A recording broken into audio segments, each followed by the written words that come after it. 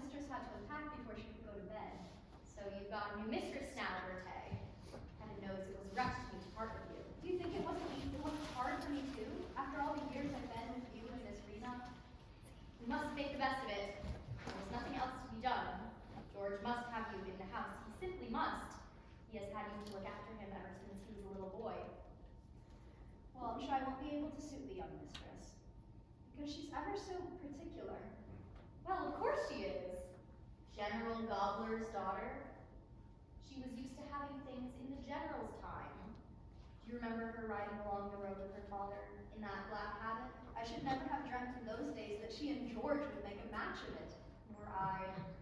If my poor brother could only look up from his grave now and see what his little boy has grown into. Good morning, George. Aunt Julia, come all this way. It's so early. Of course, I had to come and see how you were getting on. Shall I go and see if there's anything I can do for the mistress? No, thank you, Berte. I don't think you'd better. She said she would ring if there's anything. Very well.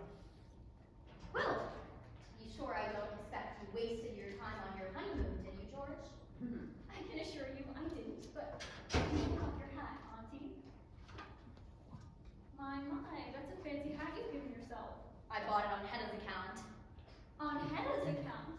Yes, so that Hedda needn't be ashamed of me if we happen to go out together.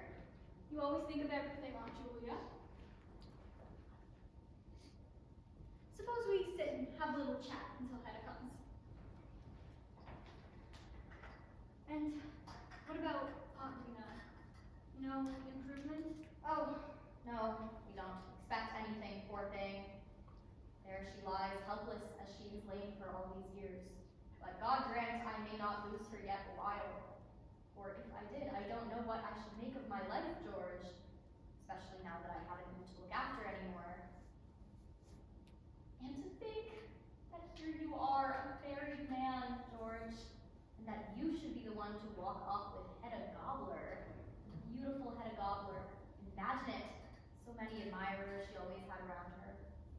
Yes, I dare say I have several good friends who wouldn't mind standing in my shoes. And then you were able to take such a honeymoon, too. 5 months, almost 6. Well, for me it was a sort of academic trip, you know. I had so much work to do, so much grubbing among old records, and the books I had to plow through. Oh, yes, I suppose so. But listen now, George, isn't there any other news you can tell me?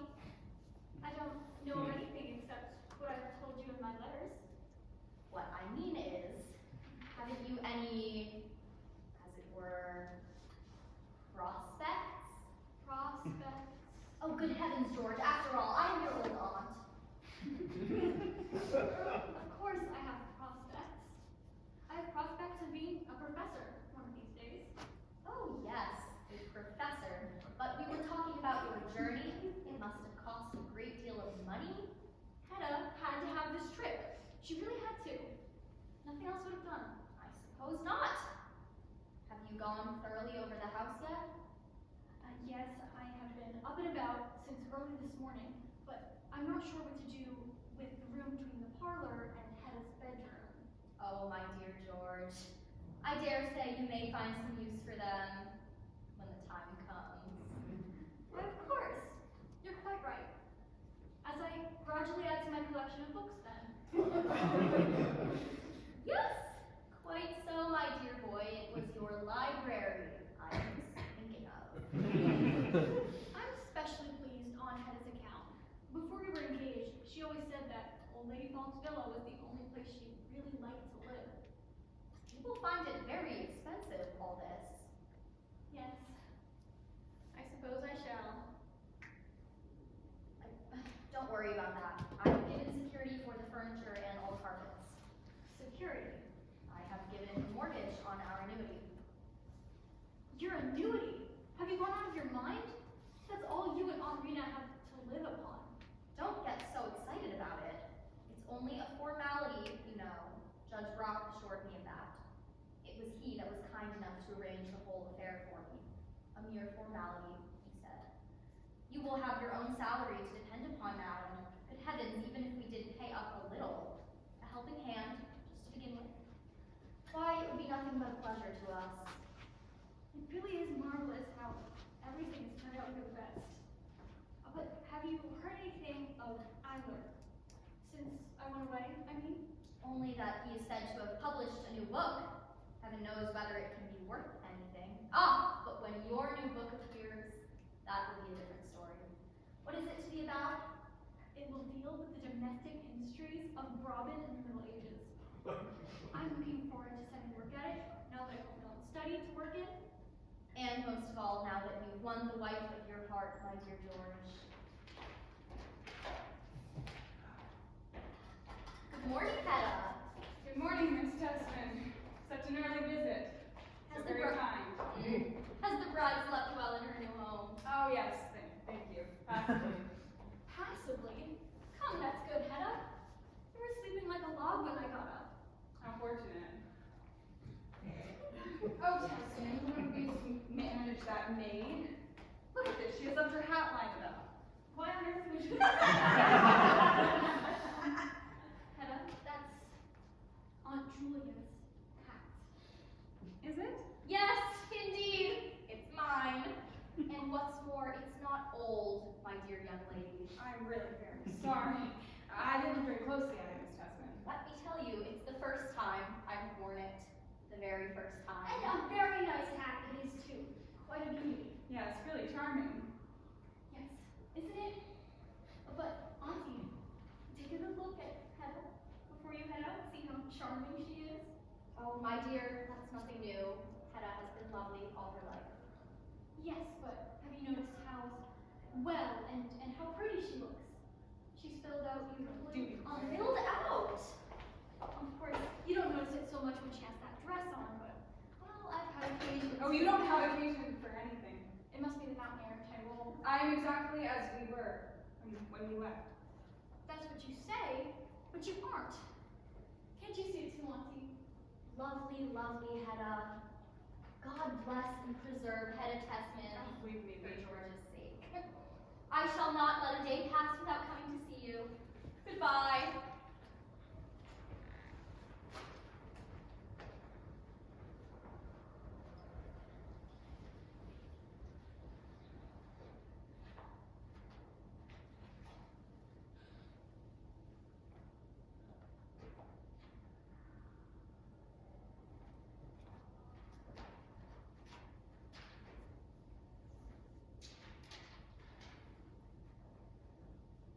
What are you looking at, Hedda? I'm only looking at the leaves, George. They are so yellow, so withered. Well, you see, we are well into September now. Ah, yes, already it's September.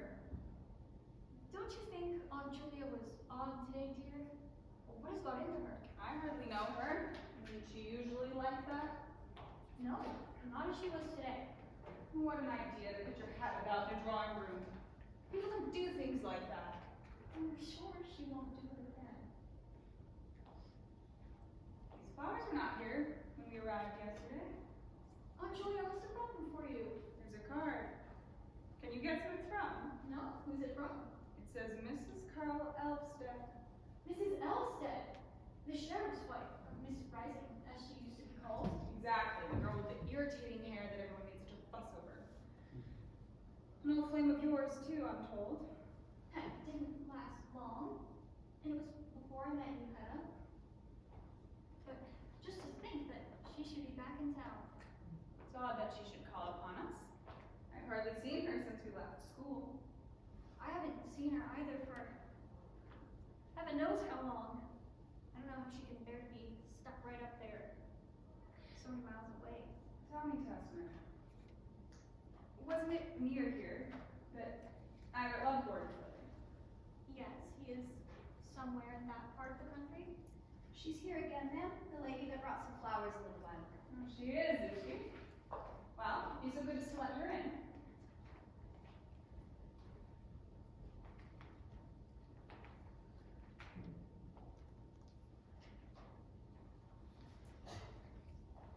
Good morning, Mrs. Elvsted. I'm delighted to see you again. Yes, it's been a very long time now since we met. And since we met, too. Thank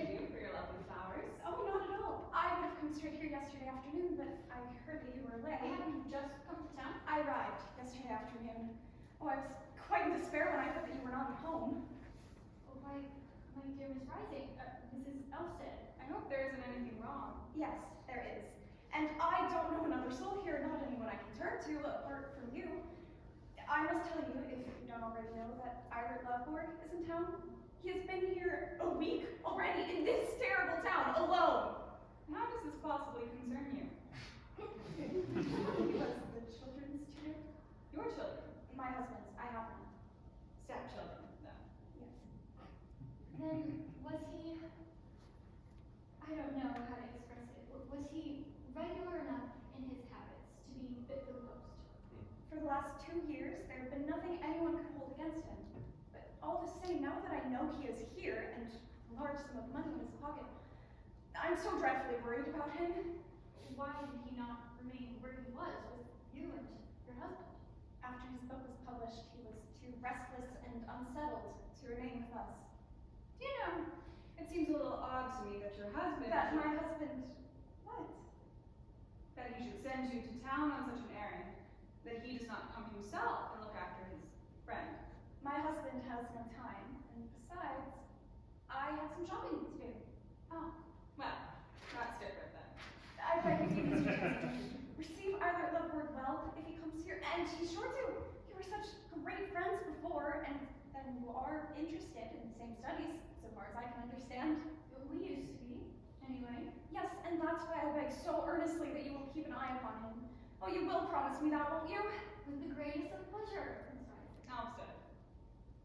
I assure you, I shall do all I possibly can for Eilert. You can be sure of that. Thank you, Mr. Tesman, thank you.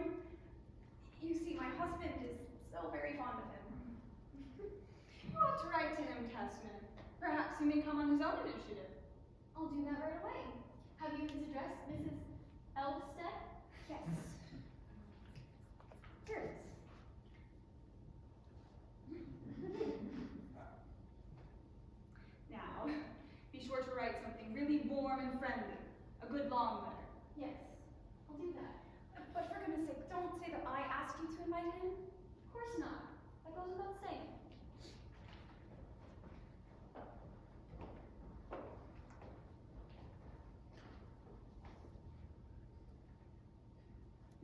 There, we have killed 2 birds with 1 stone. What do you mean? Couldn't you see that I wanted to speak to you alone? So he could write the letter? And so that I might speak to you. But there is nothing more, Mrs. Tesman. But there is. There's a great deal more, I can see that. Come along, sit down and we will have a chat. I should have left long ago. Surely you can't be in such a hurry. Well, tell me something about your life at home. That's the one thing I really didn't want to talk about. But you can tell me. After all, weren't we friends at school together? Yes, but you were in the class above me? Oh, I was dreadfully frightened of you in those days. Frightened of me. Yes. When we met on the stairs, you used to always pull my hair. Really?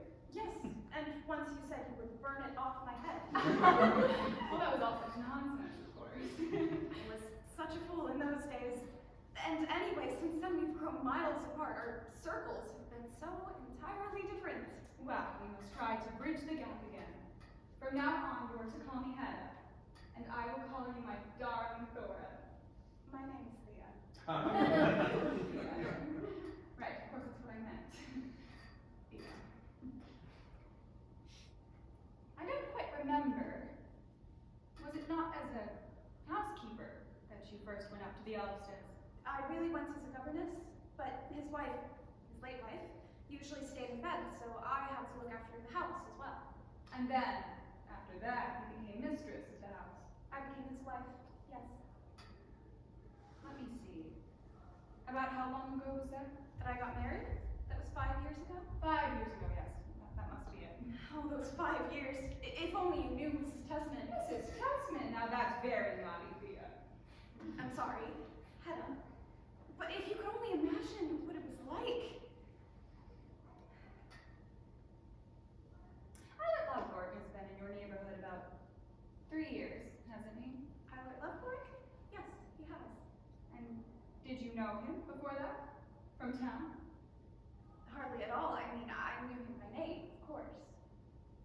you saw a good deal of him in the country. He came over every day. You see, he gives the children lessons. In the long run, I couldn't manage it all myself. I can imagine. And your husband, I imagine he's often away from home. Being sheriff, he has to travel about a good deal in his district. What sort of a man is your husband, Thea? I mean, is he kind to you? He thinks he does everything for the best. I should think he must be altogether too old for you. There's about 20 years difference between the two of you, is there not? That as well. Just everything about him. There's simply nothing we haven't thought in common. We don't share a thing, he and I. Is he not fond of you in his own way? I don't really know. I think he regards me simply as a useful property. And then it doesn't cost much to keep me. I am not expensive. That's foolish of you. It cannot be anything else. Not with him. I don't think he really cares for anyone but himself. And perhaps a little for the children. And for Eilert Lovborg. For Eilert Lovborg? What gives you that idea? Well, it seems to me when your husband sends you to town for him. And besides, you told Tesman so yourself. Did I? Yes, I suppose I did. No, I may just as well make a clean break of it at once. It's bound to come out in the end anyway. My husband did not know that I was coming. He was not at home, he was traveling. I could bear it no longer, Hedda. And then? I just packed up a few of my belongings, the essentials, and left the house without letting anyone see.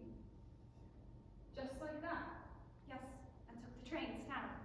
I don't know how you dare. What on earth else would you have had me do? But what do you think your husband will say when you go back home again? I'll never go back to him. Then you really have run away from it all. I didn't think there was anything else I could do. What do you think people will say of you, Thea? They may say what they like. I have done nothing but what I had to do. And what's going to happen to you now? What are you going to do with yourself? I don't know yet. I only know this, that I must live here where Eilert Lovborg is if I am to live at all. How did this familiarity between you and Eilert Lovborg come about? Just happened, bit by bit. I got sort of control over him.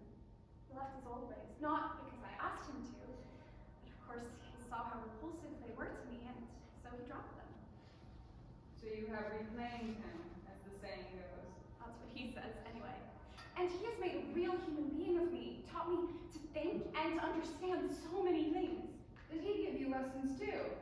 Not exactly lessons, but he talked to me. Talked about such an infinity of things. And then came the lovely, happy time when I began to share in his work. When he allowed me to help him. When he wrote anything, we always had to do it together. Like two good companions, then. Companions! Yes, imagine that was the very word he used! Oh, I ought to be perfectly happy, and yet I can't, for I don't know how long it will last. Are you still so uncertain of him, then? There's the shadow of a woman who stands between us. Someone from his past, someone he can't really forget. What has he told you about this? He has only once, sort of indirectly, touched on it. And what did he say? He said that when they parted, she threatened to shoot him with a pistol.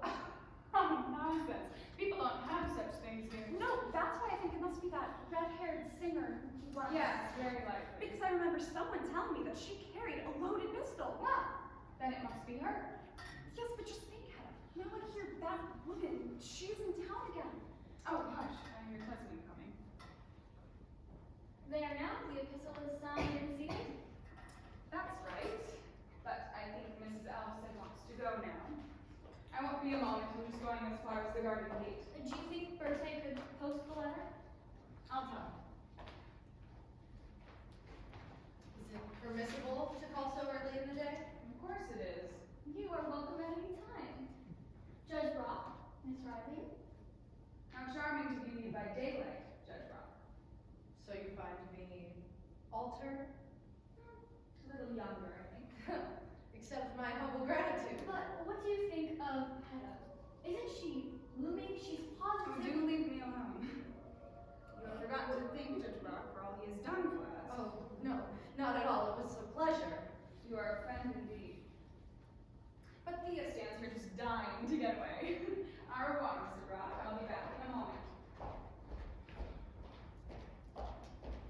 Is your wife tolerably satisfied? Yes, we can't thank you enough. Of course, she talks of a little rearrangement here and there. We shall have to buy some additional trifles.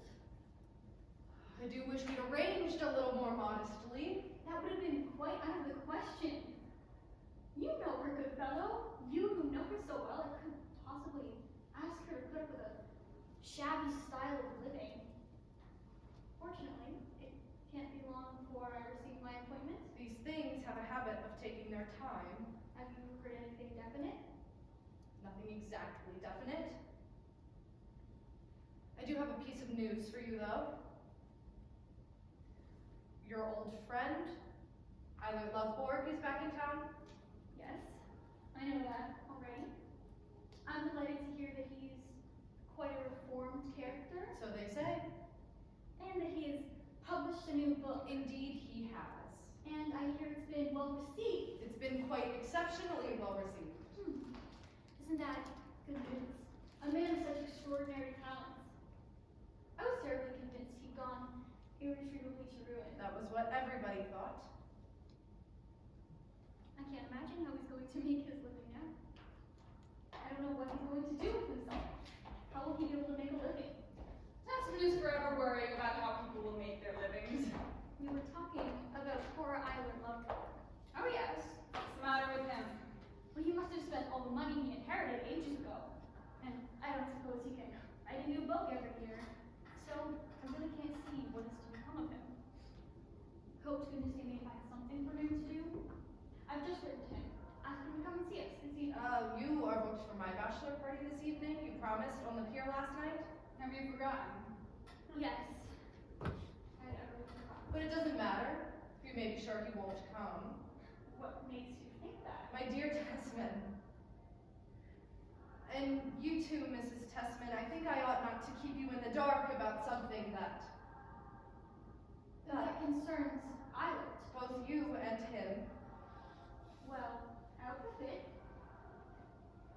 You must be prepared to find that your appointment might not come quite as soon as you hope and expect. Has something happened to delay it? The appointment to the professorship might conceivably be contested by another candidate. Surely not. Yes, precisely. Eilert Lovborg. That would be quite incredibly inconsiderate of him. Because just think, I'm a married man. We have married on the prospects, Hedda and I, and run deep into debt. And we borrowed money from Aunt Julia too. Good God, the post was as good as promised to me. No doubt you'll get it in the end, only after a contest. Just think, Tesman, it'll be quite a sporting event. My dearest Hedda, how can you take it all so calmly? I don't at all. I await the result with breathless anticipation. In any case, Mrs. Tesman, it is best you should know how matters stand. I mean, before you set about the little purchases, I hear you are threatening. Oh, that can't change anything so far as that's concerned. No? Well, then I have nothing more to say. Goodbye. I shall look in on my way back from my afternoon walk. I'll take you home with me. Goodbye, Mr. Brack. We look forward to your return. It was idiotically romantic of me to get married, buy a house, just on expectations alone. Perhaps you are right. At least we have our lovely house, Hedda. The home we had our hearts set on. Our dream house, I might also call it. The agreement was we were to have a social life, entertain. If only you knew how I've been looking forward to it. Well, for the time being, we'll just have to be the two of us, Hedda. Only to invite Aunt Julia every now and then. For you, everything should have been so different. And I suppose I won't have my foot in just yet. Oh, no, a footman, that would be quite out of the question. And the horse I was to have. I suppose I must just not Think of that now. of course. No, God help us, that goes without saying. Well, at least there is one thing that I can pass the time with. Thank the good Lord for that.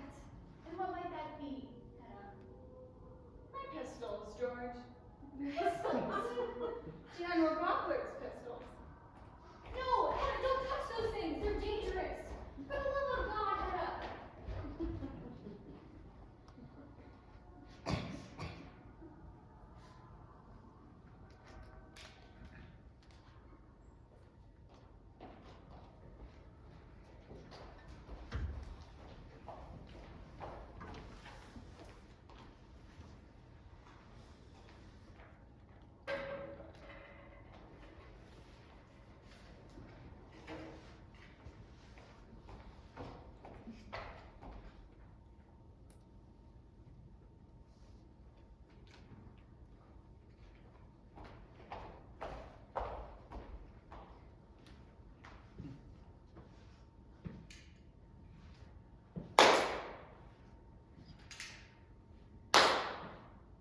Hello again, Mr. Brack. Good afternoon to you, Mrs. Tesman. I am going to shoot you, sir. Don't stand there aiming right at me. That's what comes of sneaking around the back. Are you quite mad? Oh, good Lord, did I hit you? What are you doing? Stop fooling around, I tell you. Come inside then, Judge.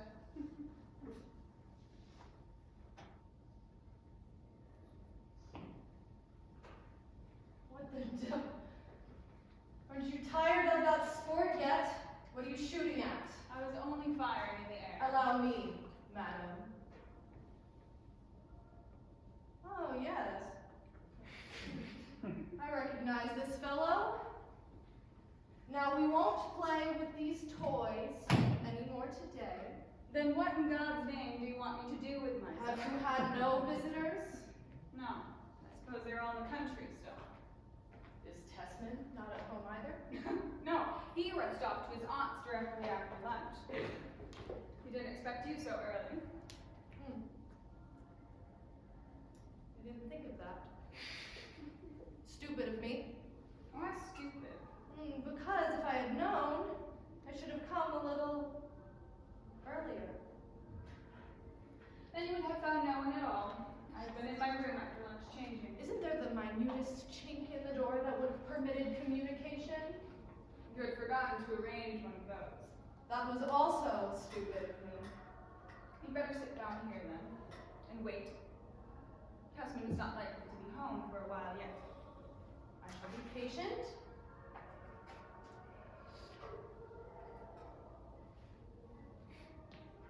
Well, Well, I asked you first. come now, Mrs. Hedda, let us have a cozy little chat. Doesn't it seem like an eternity since our last talk? You mean since our last confidential talk? Just the two of us? More or less. Not a day has passed that I haven't wished you were home again. I've been longing for the same thing. Really? And I was convinced you were having a wonderful time on your trip. Oh, magnificent. Tesman was always saying so in his letters. Yes, he was. He thinks nothing is so delightful as grubbing around in old libraries and making copies of old parchments or whatever you call them. Well, that is his vocation in life, or part of it at any rate. Yes, of course. Anyway, it was all very fine for him, but it was horribly tedious. Was for it me. really as bad as all that? Yes, surely you can understand. For 6 months on end, never meeting anyone who knew anybody in our circle, and then most unbearable of all, was being everlastingly in the company of the same person. Day in and day out, at all hours of the... I said everlastingly. So be it. But I should have thought with our excellent Tesman that one could... Tesman is an academic, and academics are not very amusing to travel with. Not in the long run, at any rate. Not even the academic with whom one happens to be in love. Oh, don't use that sickening word. You should just try it. To hear but nothing but the history of civilization day in and day out. Everlastingly. Yes. But tell me, in that case, then how am I to understand your... That George Tesman and I made a match of it, you mean? Let's put it that way. Doesn't seem so strange, then. I'd really danced myself tired, my dear Judge. I'd had my day. No. I'm not going to say that or think it either. You've no reason to. Reason. And George Tesman.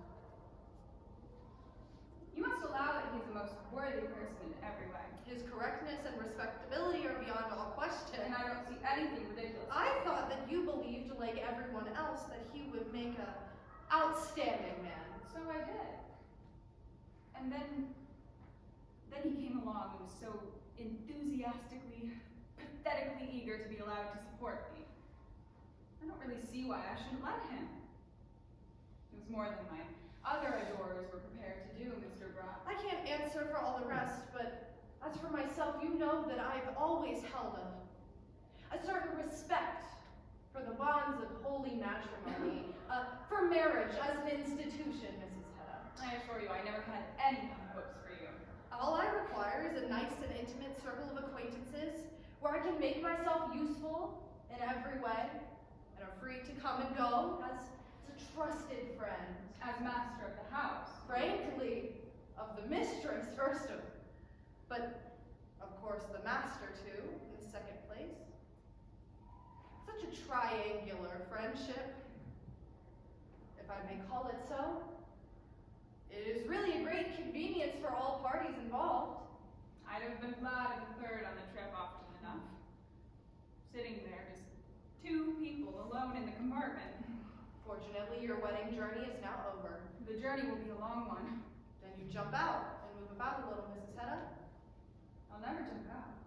No? No, Are you quite sure? yes, there will always be someone who'll, To look at your legs, do you mean? yes.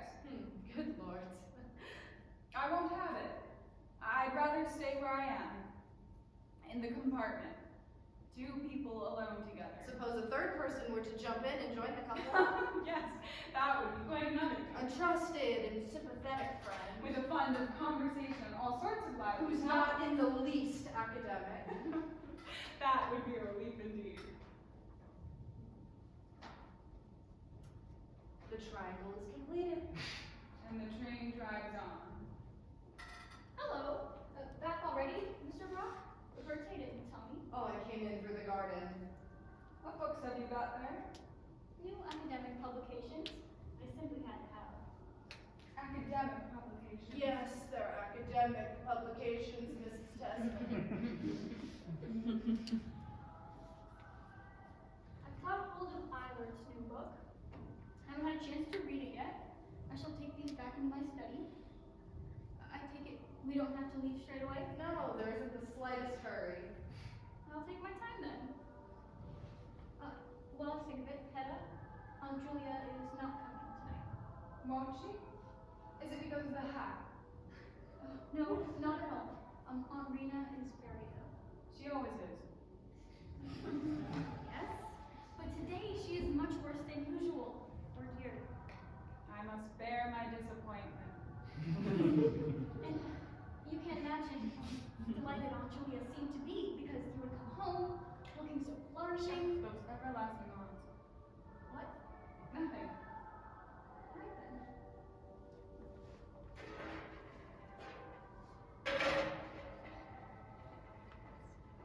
What was that about a hat? I was a little out this morning. Miss Tesman, she had laid her hat down on the chair over there. And I pretended to think it was the maid. Now, my dear Mrs. Hedda, how could you do such a thing to that harmless old soul? Oh, you know how it is. These things just come over me and I can't resist them. Oh, I don't know how to explain. You're not really happy. That's what it probably is. I don't know why I should be happy. Perhaps you. Well, amongst other things, because you have got exactly the home that you had set your heart on. So you believe that story too? I used Tesman as an escort to take me home from evening parties last summer. We happened to pass here one evening. Tesman was writhing in the agony of having to find a conversation. So I took pity on the poor man. And so, to help him out of his torment, I happened to say in passing thought that I should like to live in this villa. No more than that. Not that evening, But afterwards? my thoughtlessness had consequences. Oh, that too often happens, Mrs. Hedda. Thank you. Well, anyway, you see, it was his enthusiasm for Secretary Fox's villa George and I met in mutual understanding. From that came our engagement, and our marriage, and our wedding journey, and all the rest of it. So you make your bed, so must you lie, I could almost say. This is exquisite.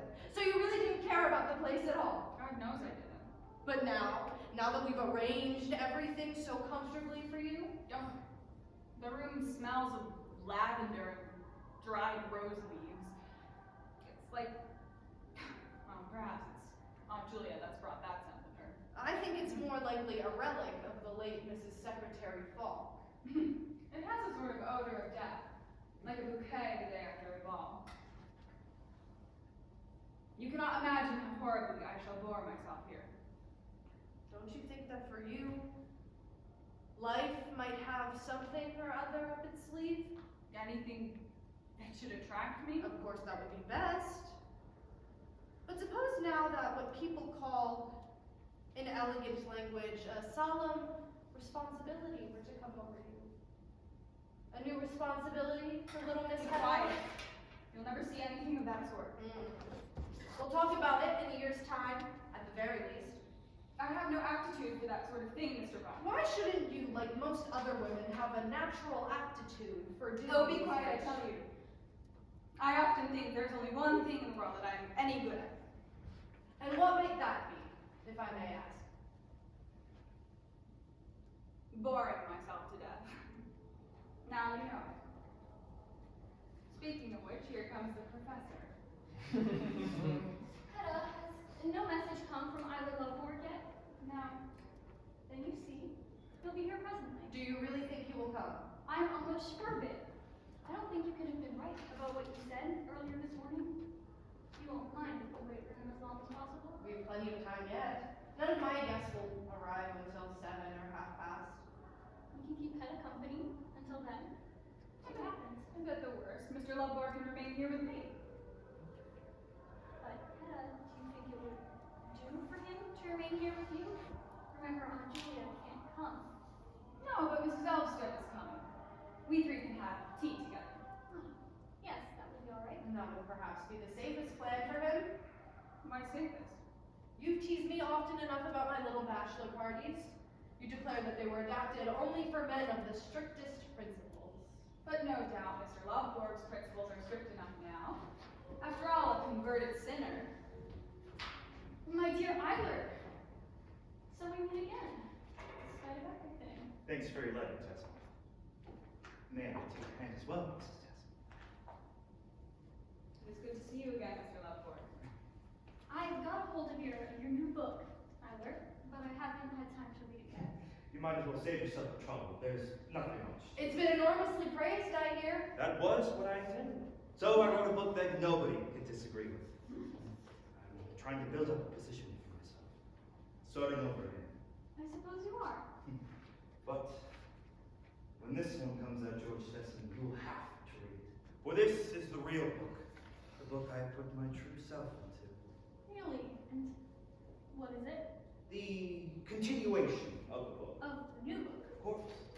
Does it not come down to the present day? Yes, it does. And this one deals with the future. With the future? Oh, good heavens, we don't know anything about that. No. But there's still a thing or two to be said about it all the same. Look here. Why, that's not your handwriting. I dictated it. It falls into two sections. The first deals with the social forces of the future, and the second is about the future course of civilization. I brought it thinking I might read you a little this evening.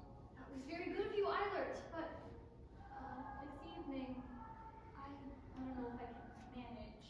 Some other time. There's no. I must tell you, Mr. Lovborg, there's a little gathering at my house this evening, more or less in honor of Tesman. In that case, I won't. Nonsense. Do. Will be quite a small gathering. And I assure you, you shall have a lively time, as Mrs. Tesman said. I don't doubt. But all the same. And you might bring your manuscript with you, and read it to Tesman at my place. I could give you a room to yourselves. But my dear, Mr. Lovborg doesn't want to. I'm I'm sure Mr. Lovborg was much more inclined to remain and stay here with me. With you, Mrs. Tesman. And with Mrs. Olson. Saw her for a moment this morning. Did you? Well, she's coming here this evening. So you'll have to stay, Mr. Lovborg, or else you'll have no one to see her home. That's true. Well, thank you, Mrs. Tesman. In that case, I will remain. Tell me, Eilert, is this new subject, the future, that you were going to lecture about? Yes. They told me at the booksellers that you were going to give a course of lectures at the university this fall. That is my intention. I hope you won't hold it against me, Tesman. I can see that for you this must be rather an embarrassment. But I will wait till you have received your appointment. You will wait. You're not going to compete with me for it. I only intend to outshine in reputation. Hedda, I knew it. Eilert Lovborg is not going to stand in our way. Our way. Leave me out of it. Will you take a glass of punch, gentlemen? That wouldn't be a bad idea. Excellent, Hedda. Just what we need. Will you not join them, Mr. Lovborg? No, thank you. Nothing for me. There's nothing lethal about punch. Perhaps not for everyone. I will keep Mr. Lovborg company in the meantime. Yes, and I dare you do that.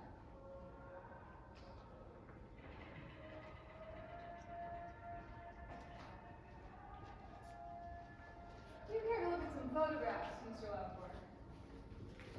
You know, Tesman and I made a tour on the Tyrol on our way home. Do you see this range of mountains, Mr. Lovborg? It's the Ortler group. Tesman has written the name underneath. Here it is. The Ortler group near Verona. Hush. Hedda That Gabler. was once my name, when we used to know each other. And from now on, for the rest of my life, I may never say Hedda Gabler. Yes, you must. And I think you'd better start practicing at once. The sooner the better, I should say. Hedda Gabler married to George Tesman. So the world goes. Darling Hedda, how could you throw yourself away like this? None of that. Answer me, Hedda, how could you go and do this? If you continue to address me like that, I won't speak to you at all. Even when we're alone. I can't dictate your thoughts, Mr. Lovborg, but you will speak to me with respect. Because of your love, George Tesman. Love? What an idea. You don't love me then? I won't hear of any sort of unfaithfulness. I'll have none of that. Hedda, answer me one thing. Was there no love in your relationship to me either? Could there have been? My memory is that we were two good companions, really sincere friends. You were the one who wanted that. When I look back on it, I think there was something really beautiful, something attractive, something daring about this secret intimacy, this companionship that no one had even dreamed of. There was, wasn't there? When I came up to your father's in the afternoon, and the general used to sit by the window, the paper in front of him, his back towards us, And we sat on the corner sofa, always with the same magazine in front of us. for want of an album, yes. Yes. And when I confessed to you, told you about myself that none of the others knew, I would sit there and tell you of my escapades, my days and nights of devilment. Oh, Hedda, what power was in you that forced me to confess those things? Do you think it was power in me? How else can I explain it? And all those roundabout questions you used to ask. Which you were so quick to understand. How could you sit there and question me like that? How could you answer, Mr. Lovborg? That's just what I can't understand. Looking back. But tell me now, Hedda, was there no love at the bottom of it all? On your side, did you not feel as though you might purge my stains away when I came to you and confessed? Wasn't that part of it? No, not quite. Why did you do it then? Do you find it so hard to understand that a young girl, when it can happen like that, in secret, that she might want to find out about a world that she isn't supposed to know anything about? So that was it. Common lust for life. But then why couldn't that have gone at least? That was your own fault. It was you who broke it off. Yes, when our friendship threatened to develop into something more serious. Shame on you, Eilert Lovborg. How could you think of wronging your confidential companion? Why didn't you carry out your threat? Why didn't you shoot me down? I'm much too afraid of scandal. Yes, Hedda. At heart, you're a coward. An awful coward. But it was a lucky thing for you. Now you've consoled yourself up at the Elvsted. I know what Thea's told you. And perhaps you've told her something about us. Not a word. She's too stupid to understand anything of that sort. Stupid. She's stupid about things like that. And I'm a coward. But now I will confess something to you. Well, The fact that I didn't dare shoot you. That wasn't my worst cowardice that evening. At last, my darling Thea. Thea, how I've been longing for you. Shouldn't I go in and have a word with your husband? I'll let them stay where they are. They'll be gone soon. Are they going out? Yes, to a party. Not yet. no. He'll stay here with us. How nice it is here. No, not there. You sit here, Thea, and I will sit in between you. As you please.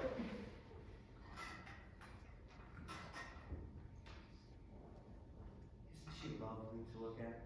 Just to look at. Yes. For she and I, we're really good companions. We trust each other completely, so we can sit and talk with complete friends. He says I have inspired him too. Does he say that, dear? Infinite courage for a companion. Courage. If only one had that. Well, what do you mean? Then life perhaps would be more livable, in spite of everything. But now, Thea, my dear, you really must have a glass of punch. No, thank you. I never drink anything like that. Then you must, Mr. Lovborg. Nor I He think. doesn't either. But when I want you to. Makes no difference. So then, I have no power over you at all. Is that it? Not when it comes to that. I think you ought to. For your own sake. Or rather, on account of other people. Oh? Otherwise, people might get the idea that you're not really confident, really sure of yourself. Oh, please, Hedda. People can think whatever they like. Well, I saw it plainly in Judge Brock's face a moment ago. Well, what did you see? His contemptuous smile, when you dared not go in the inner room with them. Dare not. Of course I prefer to stay here and talk with you. Mr. Brock wasn't to know that. The way he smiled and glanced at Tesman when you dared not accept his invitation to that wretched little party. Dare not! Do you say I dare not? I don't say so. But that was how Judge Brock understood it. Well, let him. Then you are not going with them. I will stay here with you and Thea. Yes, Hedda, of course he's going to stay. Firm as a rock. Faithful to your principles now and forever. Ah, that is how a man should be. Well, now, what did I tell you when you came to us this morning in such a state of desperation? Desperation? Hedda, oh, Hedda. Well, there, just look at him. You haven't the slightest reason to be in such mortal terror. There now. Now we three can enjoy ourselves. Please solve this, Mrs. Tesman. Oh my God, Hedda, what are you doing? So you were in mortal terror on my account? Hedda, now you have ruined everything. So that was my companion's confident belief in me. Oh, my dearest friend, you must let me explain. Your health, Thea. Oh, Hedda, how could you do this? I do it. Don't be absurd. And yours too, Mrs. Tesman. Thanks for the truth. Here's to it. No more for the present. Remember, you are going to a party. Now, Thea, tell me the truth. Did your husband know that you would come after me? Was it arranged between you and him that you were to come to town to look after me? Perhaps it was the sheriff himself that urged you to come. Here's one for the old sheriff, too. No more just now. Remember, you have to read your manuscript to Tesman.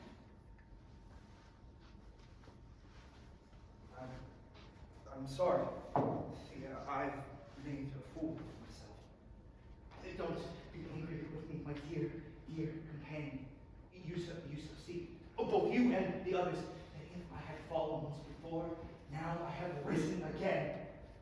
Thanks to you, Thea.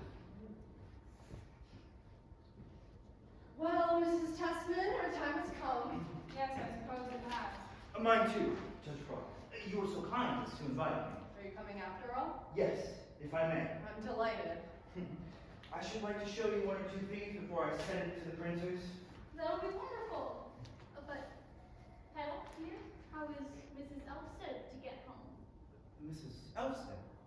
I'll come back and fetch her. Somewhere about 10 o'clock, Mrs. Tesman. Will that do? Yes, that'll be splendid. Well then, everything's in order. But you mustn't expect me so early, Hedda. Let the rebels, gentlemen. Goodbye, ladies.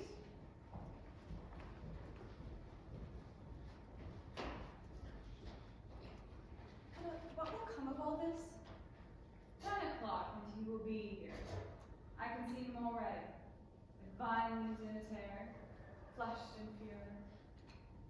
And then you see, then he will have regained control over himself.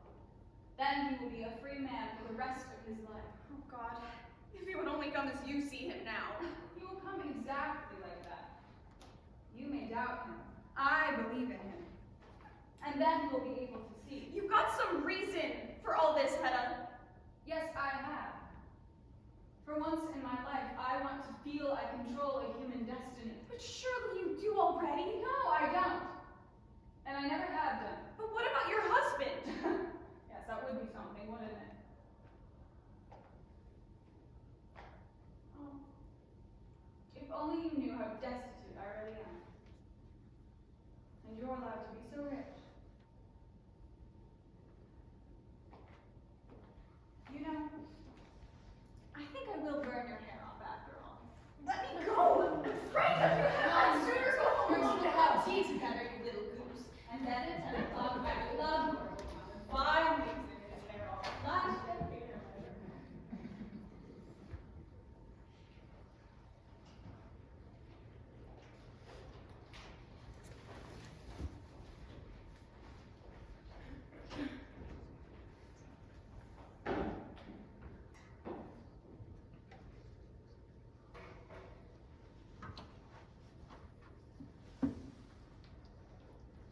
Still not back.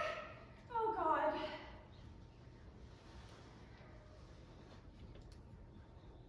Well, has anyone come? Yes, a girl just came with this letter. A letter? Give it to me. No, it's for Dr. Tesman, ma'am. It was Miss Tesman's maid that brought it. I'll put it here, Olson. Yes, do. It'll soon be daylight now. It's daylight already, ma'am.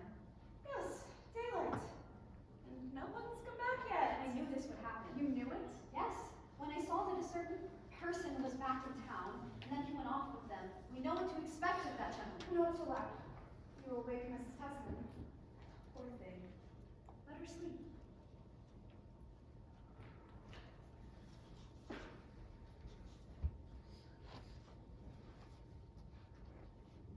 What's that? It was only a maid. What time is it? It's past 7. What time did Tesman come? He isn't back yet. No one came at all. And to think we stood and waited all that time till 4 in the morning.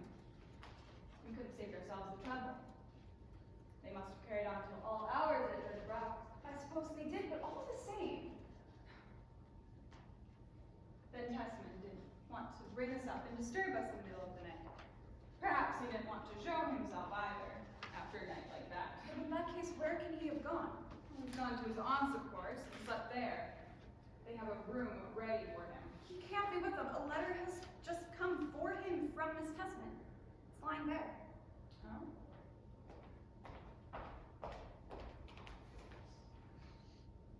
It's from Aunt Julia. Well, he is simply waiting to come. We will see. Hedda, you're just saying these things. You don't believe it. You really are a little ninny, Thea. I suppose I am. And you look tired to death. I am tired to death. Well, then you must go and lay down in my room. I wouldn't be able to sleep. I'm sure you will. But your husband must be back soon, and then I want to know at once. I'll tell you when he comes. So you promise me, Hedda? Yes, go in and sleep till then. Thank you. I'll try then.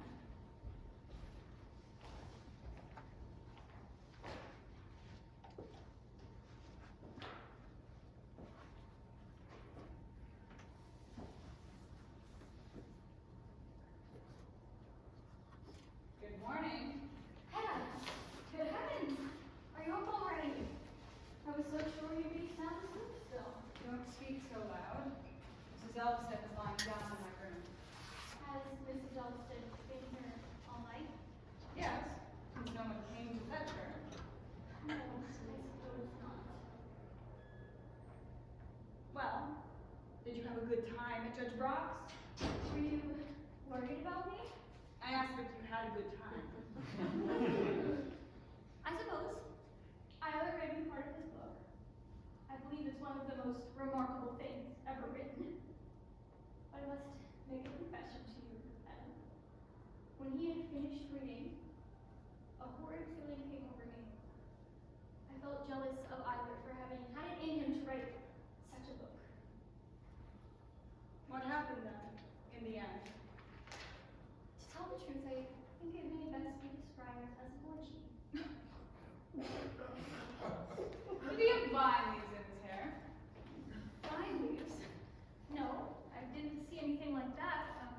But he made a long rambling speech about a woman who had inspired him in his work. Did he say who she was?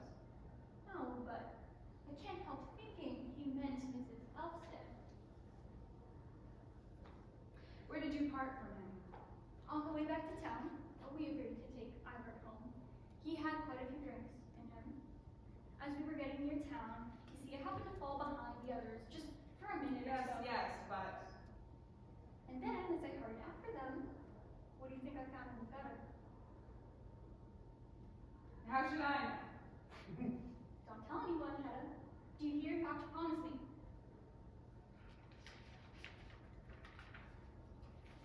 I found this. Is it the parcel you had with him yesterday? Yes, it's his precious, irreplaceable manuscript. He had gone and lost it. Foolish thing to do. Well, why didn't you give it back to him at once?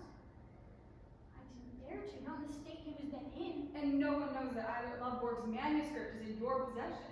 No. And no one must know it. Then what did you say to him afterwards? I didn't talk to him again at all.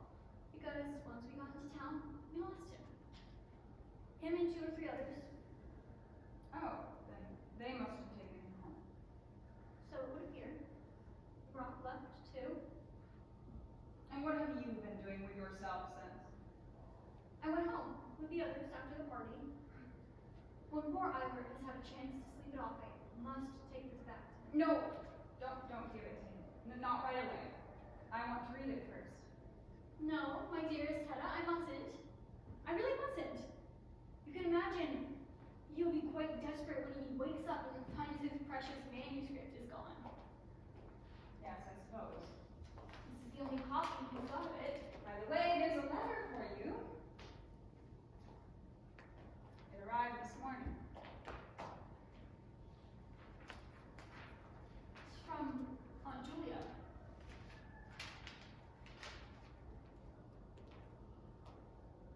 Oh, Hedda, she says Alrina is dying. Well, it was to be expected. And if I ever want to see her again, I must rush over to them at once. You'll rush, will you? Yes. Give it to me. No, I'll keep it until you come back. Well, you are an early bird. Yes, don't you think so? Are you leaving again? Yes, I have to go to my aunt's. The one who's ill. She's dying. Good lord, is she really? Yes, I really must hurry. You seem to have a particularly lively night at your place last night, Judge Brack. I haven't even had time to change my clothes. What has Tesman been telling you of the events of the night? Some tiresome story. Only that they went and had coffee somewhere or other. I've heard about this coffee party already. Either Lovborg wasn't with them, I believe. No, they'd taken him home sometime before that. Is there something behind all this? You might say there is. Well, then sit down, my dear judge, and tell me your story. I had particular reason for keeping an eye on my guests last night. And perhaps Eilert Lovborg was one of them? He was. They put in an appearance at a particularly lively soiree. Of the lively kind? Of the very liveliest. Lovborg, as well as the others, had been invited in advance. Of course, I knew all about it, but he had declined the invitation, for now, as you know, he's become a new man. Up at the Elvsted, yes. But he went after all then. To make a long story short, he landed, at last, in Mademoiselle Diana's rooms.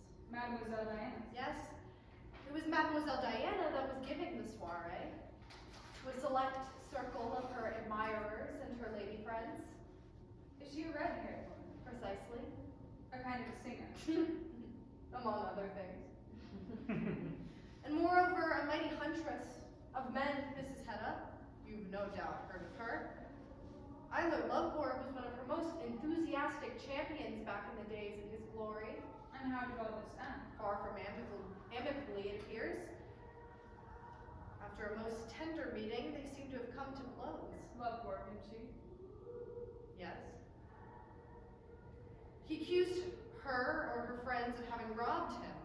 He declared that his pocketbook had disappeared. And other things as well. In short, he seems to have made a furious disturbance.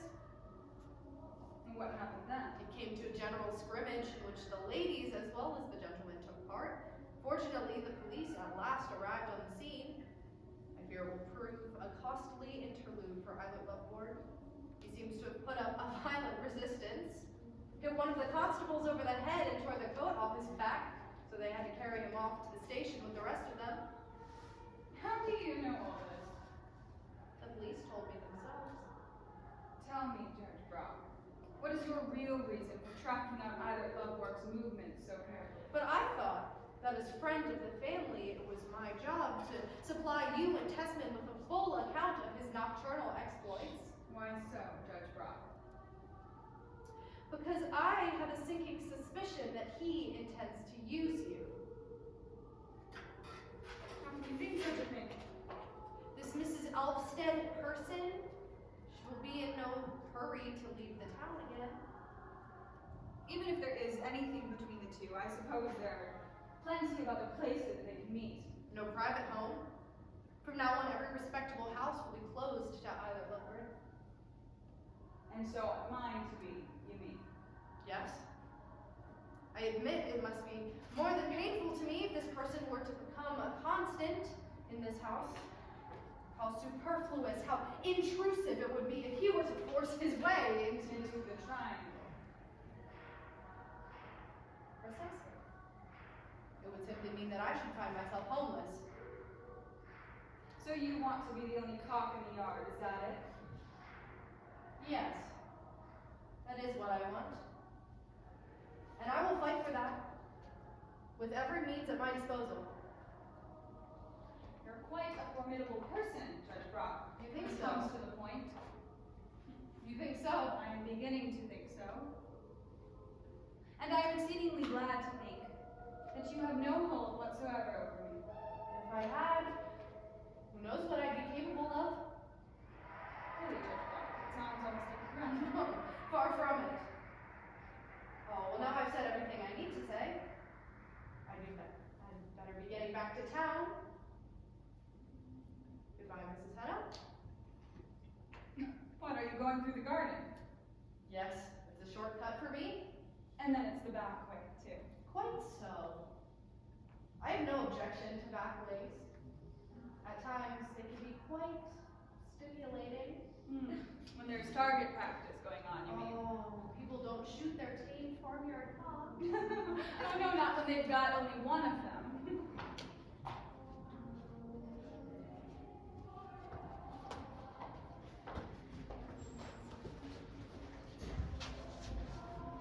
You're a little late calling on Thea. Or a little early calling on you.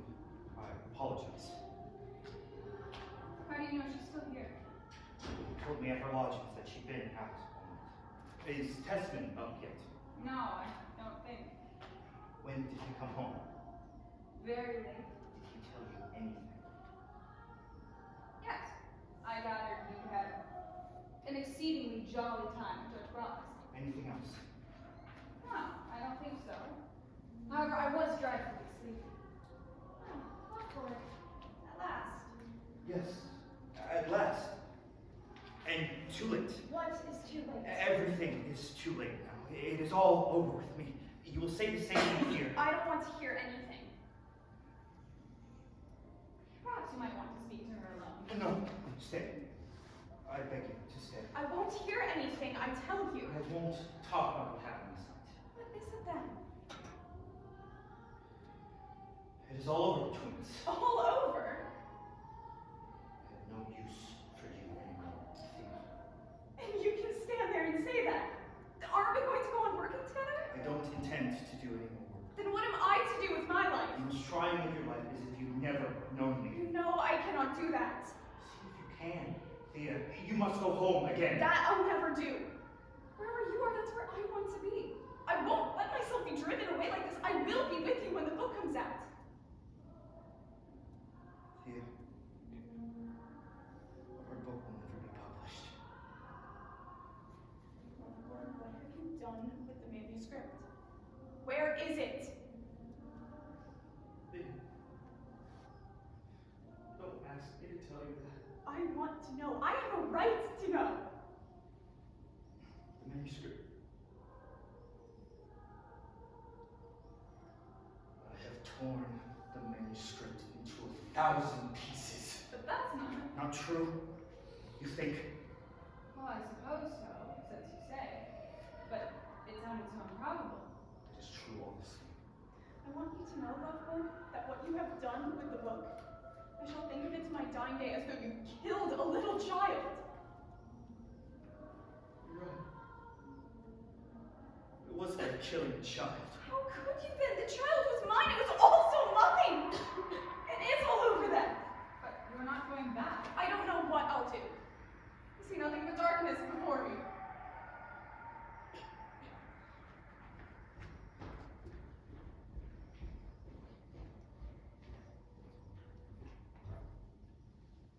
So, you're not taking Mrs. Elvsted home, Mr. Lovborg. I, through the streets, and let everyone see her with me. I don't know what else happened last night. But is it so utterly irretrievable? Not with last night. I know that perfectly well. And the thing is now, I have no taste for that sort of life. I won't begin it anew. She's broken my courage. So that little fool has had her fingers in a man's destiny. But how can you treat her so heartlessly? Don't say that I was heartless. To go and destroy what has filled her whole soul for months and years. You don't call that heartless? I can tell you the truth, Hedda. Promise me first. Give me your word that you will never know what I'm going to tell you. I give you my word. Good. I will tell you. What I said just now was untrue. I didn't tear it up. I lost it. Well. But when all is said and done, you know, it was only a book. Thea's soul was in that book. Yes, I understand. And you can understand that it is all over for us. There's not a future for us anymore. What are you going to do then? Nothing. Just put an end to it all. The sooner the better.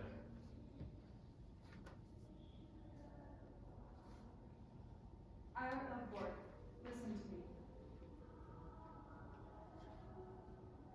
Can't you do it beautifully?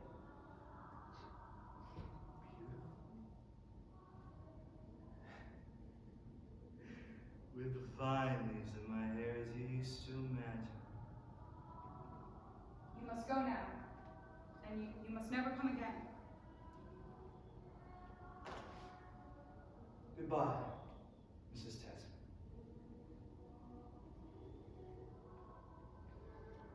Give my love to George. No, wait, I must give you something to remember me by.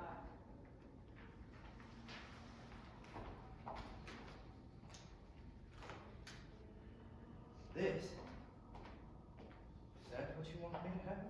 You recognize it? It was aimed at you once. You should have used it then. Use it now. Thank you. And beautifully, Eilert Lovborg. Promise me that. Bye. Hedda Gabler.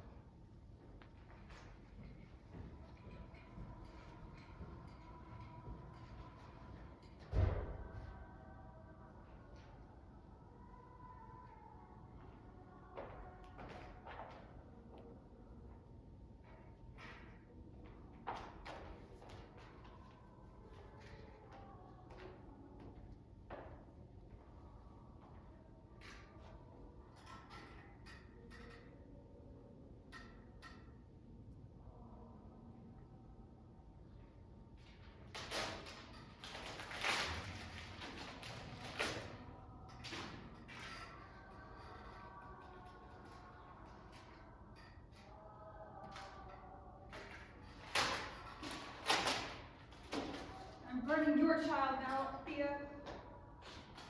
Your child, Eilert Lovborg's.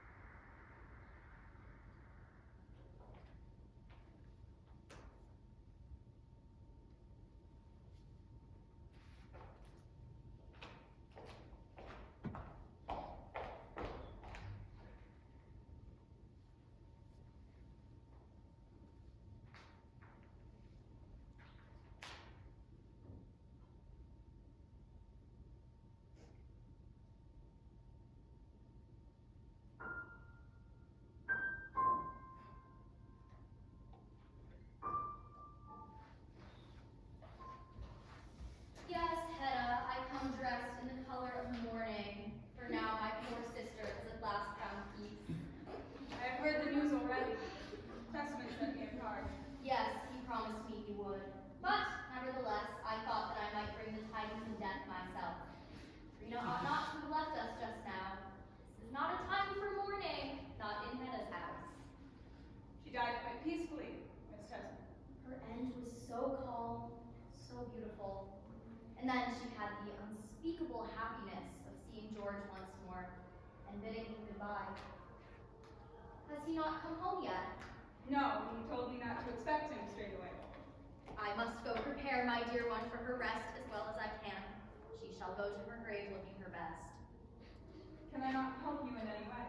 You mustn't think of it. That's not work fit for your hands, nor a thought to dwell on either, not at this time. One is not always mistress of one's own That's thoughts. how it goes. We'll be sewing a shroud for poor Rena. And soon there'll be sewing to be done here too. But that'll be a different kind, thank God. You will be lonely now, Miss Tesman. Just at first, yes. But that will not last very long, I hope. There may soon be something in this house too, Oh, to keep an old aunt busy. Don't think about us. Yes, just think what a nice time we three might have together if... If? Oh, nothing. It'll all come right, let's hope so. Well, I dare say you two have lots of things to talk about. And perhaps Hedda may have something to tell you too, George. Goodbye.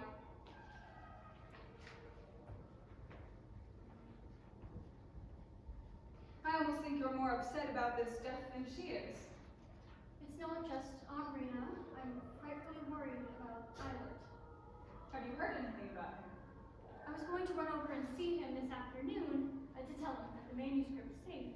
Did you find him? No. He wasn't at home, but afterwards I met Mrs. Elvsted. She told me he had been here early this morning. Yes, after you left. And he said that he'd torn his manuscript to pieces. Yes, that's what he said. Good heavens! He must be completely out of his mind. And I suppose you thought it best not to give it back to him, Hedda. No, you didn't get it. But of course you told him that we had it. No. Did you tell Mrs. Elvsted? No, I thought I'd better not. But you ought to have told him. He might go and do something desperate. Let me have the manuscript, Hedda. I'll take it to him at once. Where is it? I haven't got it anymore. Haven't got it anymore. What in the world do you mean? I burnt it. All of it. Burnt it! You burnt Eilert's manuscript! Don't shout like that. The maid might hear you. Do you know what it is you've done, Hedda? It's a felony. It's unlawful appropriation of lost property. Ask Judge Brack and he'll tell you. I think you'd be well advised not to talk to anyone about it. Judge Brack or anyone else. How could you do such a thing? What possessed you? Answer me. I did it for your sake, George. For my sake. This morning, when you told me about what he had read to you, you admitted that you envied him for it. I didn't mean that literally. No matter. I couldn't bear to think that anyone should put you in shame. Hedda, is this true? I never knew you loved me like that, Hedda, not in that way. Well, then I might as well tell you then, but that I'm going to.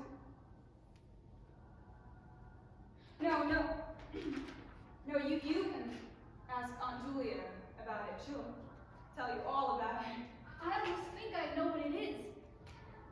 Good heavens. Do you really mean it? Don't shout like that. The maid might hear you. The maid! Hedda, you really are priceless. It's only my old Berte. I'll go and tell Berte myself. No, it'll kill me. It is killing me, all of this. What? What is Hedda? This absurdity, George. Absurdity? Do you see anything absurd in my being overjoyed at the news? And that you could come to call him George too. Aunt Julia will be so happy. When she hears that I have burnt Eilert Lovborg's manuscript for your sake. No, of course nobody must know about that. But that you love me so much. Aunt Julia really must hear about that. I wonder now whether this sort of thing is usual in young lives. I think you'd better ask Aunt Julia about that, too. I will indeed. Sometime or other. But the manuscript, good God! It's terrible to think what's going to become of Eilert now. What's happened to you, Thea? Is it something to do with Eilert Lovborg? Yes, I'm dreadfully afraid he may have been met with an accident. I heard them talking of him at my boarding house just as I came in. What did they say at the boarding house? I couldn't make out anything clearly. Either they knew nothing definite, or else they stopped talking when they saw me, and I didn't dare ask. Oh, we must hope that you misheard them.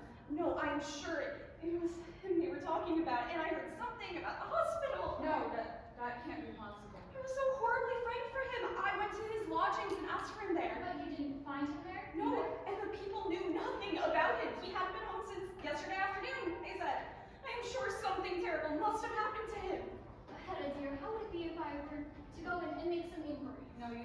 get mixed up in this. Mr. Brack, here you are. Yes. I had to see you. I can see you've heard the news about Audrina. Yes. That amongst other things. Is there something else? Yes? Oh, it's about Lovborg. What makes you think that, madam? Or perhaps you have heard something already? No, nothing at all, but... Oh, for heaven's sake, tell us. Well, I regret to say that Eilert Lovborg has been taken to the hospital. He's not expected to survive. Oh God. Oh God. And we parted in anger. I must go to him. I must see him It alive. is useless, madam. No one is allowed to see him. Please tell me what happened to him. Surely he can't have... Yes, I'm sure he did. Unfortunately, you've guessed quite correctly, Mrs. Tesman. Shot himself. Right again, Mrs. Tesman. When did it happen, Mr. Brack? This afternoon, between 3 and 4. Where did he do it? Where?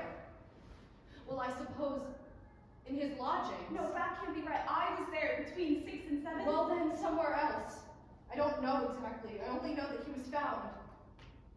He had shot himself in the breast. Oh, how terrible. That he should die like that. He was shot in the breast, not in the temple. In the breast, Mrs. Tesman. Oh, the breast is good too. I beg your pardon, Mrs. Tesman? Oh, nothing. Nothing. The wound is dangerous, you say? The wound will undoubtedly be fatal. How have you learned all this? Through the police, a man I had some business with. At last. A really courageous act. Good heavens, Hedda, what are you saying? I say there's beauty in this. Oh, how can you call a thing like that beautiful? Eilert Lovborg has settled accounts with himself. He has had the courage to do what had to be It done. couldn't possibly have been like that. He must have done it in a fit of madness. In desperation. That he did not. I am certain of that. Yes, in a fit of madness. Like when he tore up our manuscript. Manuscript. Has he torn that up? Yes, last night. Hedda will never get over this. Very extraordinary. To think that Eilert should end his life like that. And not even leave behind him the book that would have immortalized his name. Only it could be put back together again. Perhaps it could? I'd give anything. Perhaps it can, Mr. Tesman. Really? Look here.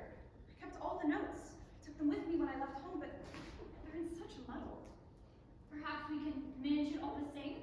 Perhaps if we two put our heads together, At least let us try. we can manage it. We will. I will devote my life to this work. You, George, your life. Yes? Or rather, all the time I can spare. I owe this to Eilert's memory. I can't rest until we look through the notes. Excuse me, my dear judge. Come with me, Mrs. Elvsted. What a sense of release it gives. This is there by Eilert Lovborg. Freedom, Mrs. Hedda? Of course, for him, it's a release. Oh, I meant for me. It's a liberation to know that a deed of deliberate courage is still possible in this world. A deed of spontaneous beauty. Eilert Lovborg was more to you than you are willing to admit, even to yourself. Or am I mistaken? I don't answer questions like that. I only know that Eilert Lovborg had the courage to take his leave of life in his fashion. And then this beautiful act. That he had the courage to take his leave of life so early. I'm sorry, Mrs. Hedda, but I fear I must dispel this beautiful illusion. Eilert Lovborg did not shoot himself voluntarily. Not voluntarily. No. The thing didn't happen exactly as I described it. In the first place, he's already dead. And what else? The affair didn't happen at his lodgings. That makes no difference. Perhaps it may. For I must tell you, Eilert Lovborg was found shot in Mademoiselle Diana's boudoir. That cannot be possible. He can't have been there again today. He was there this afternoon. He went there, he said, to demand the return of something which they had taken from him. Talked wildly about a lost child. I assumed he was talking about the manuscript, but now I hear he has destroyed that himself. So I suppose it must have been his pocketbook. No doubt. And he was found there. With a discharged pistol in his breast pocket. The bullet had wounded him fatally. In the breast. No. He was shot in the abdomen.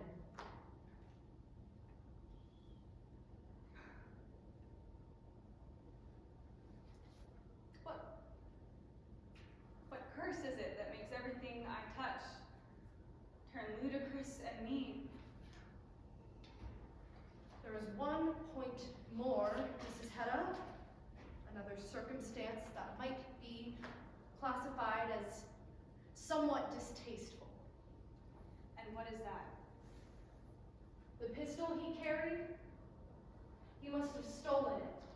Why stolen it? Because every other explanation ought to be impossible. Eilert Lovborg was here this morning, was he not? Yes. Were you alone with him? Yes, for a while. Did you not leave the room while he was here? No. Think carefully. Were you not out in the hall for just a moment? Perhaps for a moment out in the hall. And where was your pistol case during that time? The case was standing over there on the desk. Have you looked since to see if both pistols are in the case? No. Well, you don't need to look. I saw the pistol that was found on Lovborg. I recognized it from yesterday. And from before that. Have you got it? No. The police have it. And what are the police going to do with it? Search. Until they find the owner. Do you think they will be successful? No. Hedda Gabler. Not if I hold my tongue. And if you don't, what then?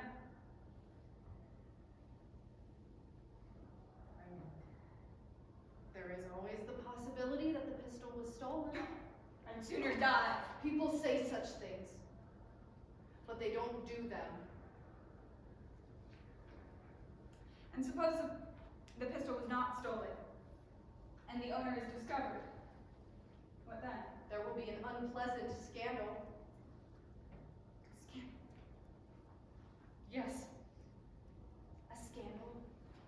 The one thing that you are afraid of. You will of course be brought before the courts, both you and Mademoiselle Diana. She will have to explain how the event took place, whether the wound was inflicted accidentally or deliberately. Did the pistol go off as he was trying to take it out of his pocket, or did she take it, shoot him, and did she tear the pistol out of his hand, shoot him, and put it back into his pocket? I wouldn't put it past her. She's a spirited wench, this Mademoiselle Diana. I have nothing to do with this repulsive business. No. But you will have to answer the question, why did you give Eilert the pistol? And what conclusions will people draw from the fact that you did give it to him? That's true. I didn't think of that. Unfortunately, there is nothing to fear if I stay silent. So I'm at your power, Judge Brack. From now I'm at your mercy. Dearest Hedda, believe me, I will not abuse my position. I am in your power nonetheless, subject to your will and your demands. No. That is a thought I'll never endure. People generally get used to the inevitable. Yes, perhaps. Are you getting on, George? Heaven knows, my love. At any rate, it's going to take us months. Isn't it strange to you, Thea, that you should be working with Tesman just as you used to sit with your Eilert Lovborg? If only I could inspire your husband in the same way. Oh, I expect it will come in time.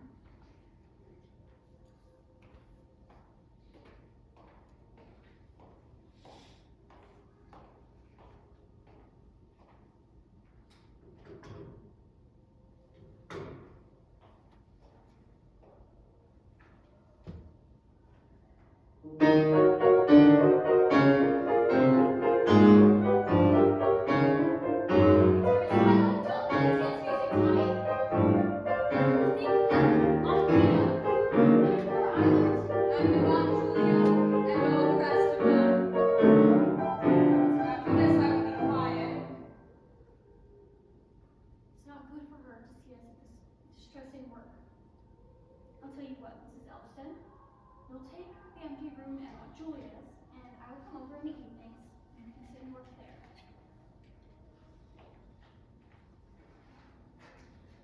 I can hear you, Tesman. But tell me how I am supposed to survive the evenings out here. Oh, I expect Judge Brack will be so kind as to look in on you every now and then. I'll gladly come every single evening, Mrs. Tesman. We'll have a fine time out here together. Looking forward to that, aren't you, Judge Brack? Yourself is the only cock in the yard. Tesman, Mrs. Elvsted, and Brack all start to their feet. Now she's playing with those pistols again. He pulls the curtain aside and runs in. Hedda lies stretched